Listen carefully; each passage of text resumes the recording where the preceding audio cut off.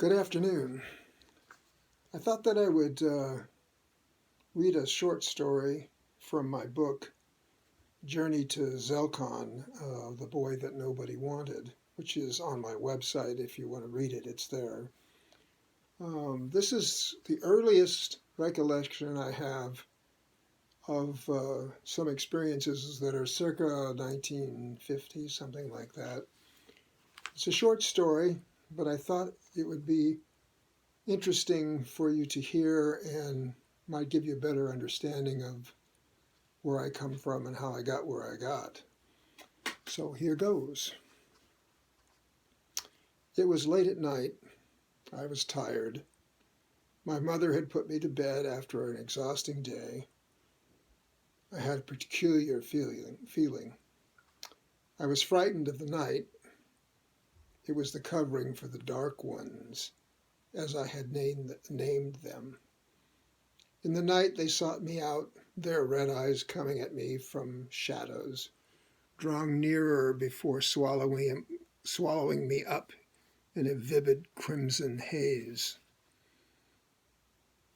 They became my obsession, and I found myself both terrified of them and, in a strange way, somehow becoming dependent upon them, looking forward to their visits in the same way as a small child both thrills and fears with anticipation as the roller coaster begins to move up the trestle. I would pull the covers over my head to hide from their gaze, but when curiosity got the better of me, or I got tired of waiting for them to make their theatrically delayed entrance, I would cautiously peek to see if they had taken their usual stage around my bed, like a psychic theater in the round with myself as a player and the audience. These were the heady early days of what was to become my long-standing relationship with these red-eyed creatures. They were not merely nocturnal ways, though they appeared with equal routine during the daylight hours. As a child, I would see them in various forms ranging from dark, hooded beings to angelic-looking forms. In my older years, they would show themselves to me in, or my consciousness would alternatively register them as, creatures both constructive and destructive. I admit that my emotional and or mental state at the time may have significantly affected their appearance at any particular time, all the more so if they were creations of my mind. On this particular night, their appearance out of the darkness was rather ubiquitous. Everywhere I looked, there they were.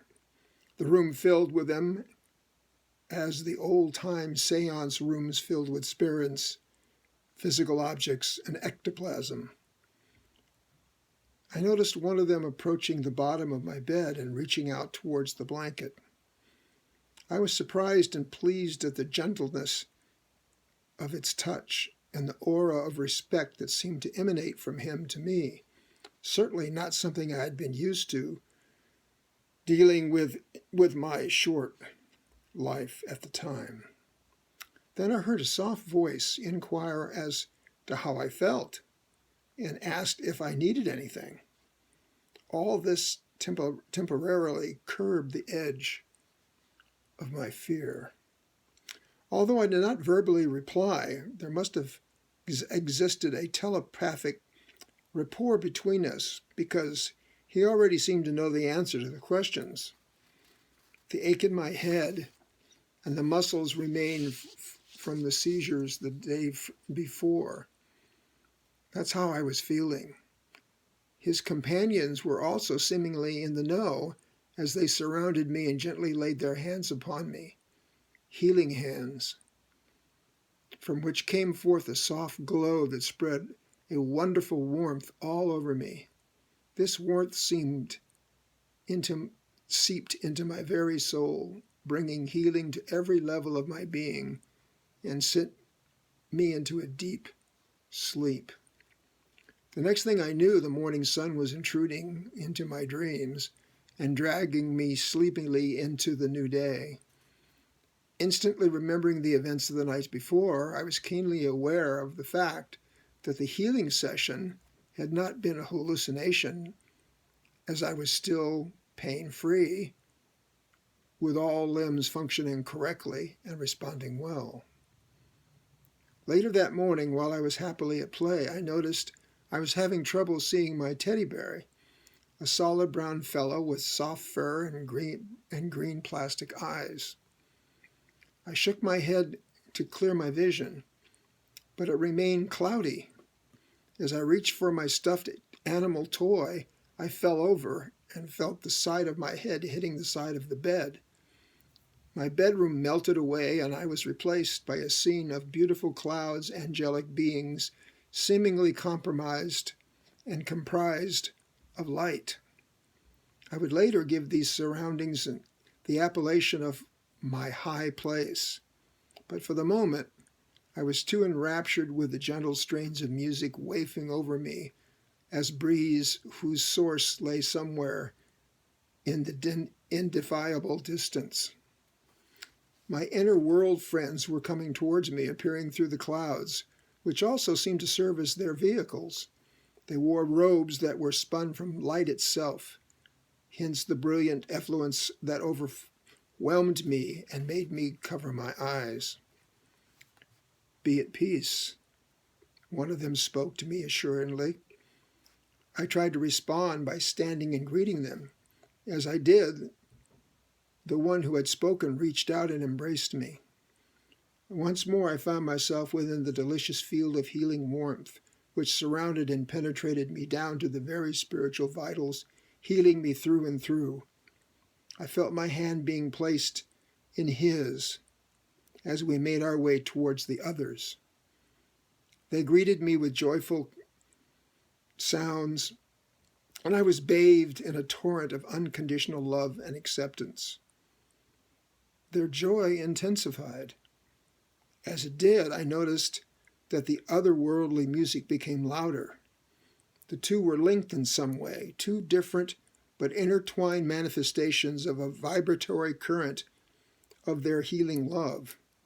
The blissful communion came to an end by the sight of my body being washed in a tub of water and the sound of my mother's voice rapid firing a string of questions, as she often did. The weight of the day lay upon me heavily as I lay in the late afternoon, and it finally gave way to the evening. My hopes that my precious friends would come again and take me into their magical world were dashed. They would not appear for some weeks, even though I frequently felt them and their enveloping love. So that's the short story I wanted to imbibe to you today. I'll read more later, but there is one more little anecdote I think that might be of interest. I'll skip some and show you how my parents responded to all of this confusion and behavior. Certainly a strange alternate behavior to most children. Later on, later on in the story, like another 2 or 3 pages in it, it said, "I was brought back to earth by a far-off voice calling to me. 'Are you all right?' The voice floated across the physical space of only a few inches, but a chasm of consciousness of countless light years separating those who experience and understand from those who doubt and gape and wonder and deny." My parents. I could begin to see my parents, but I was as yet unable to speak. By the time I found my voice, the image of my mother and father in the room had completely and unwantedly blocked out my landscape with the others.